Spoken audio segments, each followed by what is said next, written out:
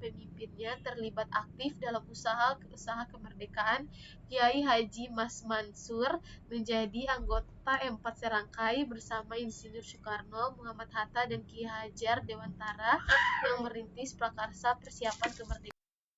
Mas Mansur menjadi anggota M4 Serangkai bersama Insinyur Soekarno, Muhammad Hatta, dan Ki Hajar Dewantara yang merintis prakarsa persiapan pentingnya Muhammad Ki Bagus Hadikusumo, Profesor Kahar Muzakar, dan Mr. Kasman Singodimedjo bersama para tokoh bangsa lainnya mengambil peran aktif dalam merumuskan prinsip dan bangunan dasar negara Indonesia sebagaimana keterlibatannya di Badan Persiapan Usaha Kemerdekaan Indonesia atau BPUPKI dan PPKI.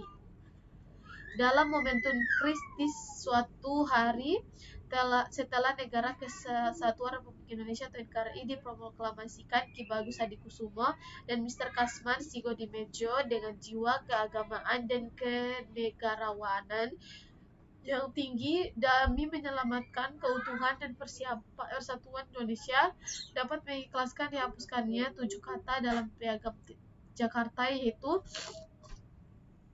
anak kalimat menjadi keutamaan Maha Esa, sebagaimana menjadi sila pertama dari Pancasila. Pencoretan 7 kata dalam Piagam Jakarta tersebut bukan hal mudah bagi para tokoh Muhammadiyah dan wakil umat Islam pada kala itu, namun sikap tersebut diambil sebagai wujud tanggung jawab dan komitmen kebangsaan demi tegaknya negara Republik Indonesia. C. Tanggung jawab Muhammadiyah terhadap NKRI.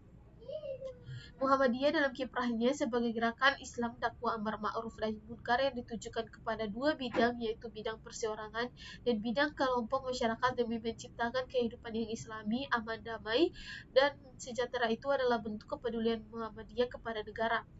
Kepedulian Muhammadiyah tersebut juga merupakan bentuk tanggung jawabnya terhadap negara Indonesia dalam menciptakan negara Indonesia yang berkemajuan. Muhammadiyah telah ikut berbuat senyata-nyatanya untuk memajukan kehidupan bangsa di bidang pendidikan, kesehatan, pelayanan sosial, dan pemberdayaan masyarakat. Apa yang selama ini dikerjakan Muhammadiyah telah diakui oleh masyarakat luas dan juga oleh pemerintah Republik Indonesia. Dalam kerangka itu, pemerintah menetapkan Kiai Haji Ahmad Dahlan sebagai pahlawan nasional. D. Bentuk atau model peranan kebangsaan Muhammadiyah. Kita Muhammadiyah dalam kehidupan berbangsa dan bernegara yang dilaksanakan di Denpasar. Kita Denpasar Muhammadiyah berpandangan bahwa berkiprah dalam kehidupan berbangsa dan bernegara merupakan salah satu perwujudan dari misi dan fungsi melaksanakan dakwah amar ma'ruf nahi munkar sebagaimana telah menjadi panggilan sejarah sejak zaman pergerakan hingga masa awal dan setelah kemerdekaan Indonesia. Peran-peran dalam kehidupan yang berbangsa dan bernegara tersebut telah diwujudkan dalam langkah-langkah strategis dan taktis sesuai kepribadian, keyakinan, cita-cita hidup, dan serta kita perjuangan sebagai gerakan sebagai wujud komitmen dan tanggung jawab dalam mewujudkan baldantun tayyibatun warabun khofur. Peran Muhammadiyah dalam kehidupan berbangsa dan bernegara dilakukan melalui 2 strategi dan lapangan perjuangan, yaitu pertama, melalui kegiatan politik praktis sebagaimana dilakukan oleh partai-partai politik atau kekuatan-kekuatan politik formal di tingkat kelembagaan negara.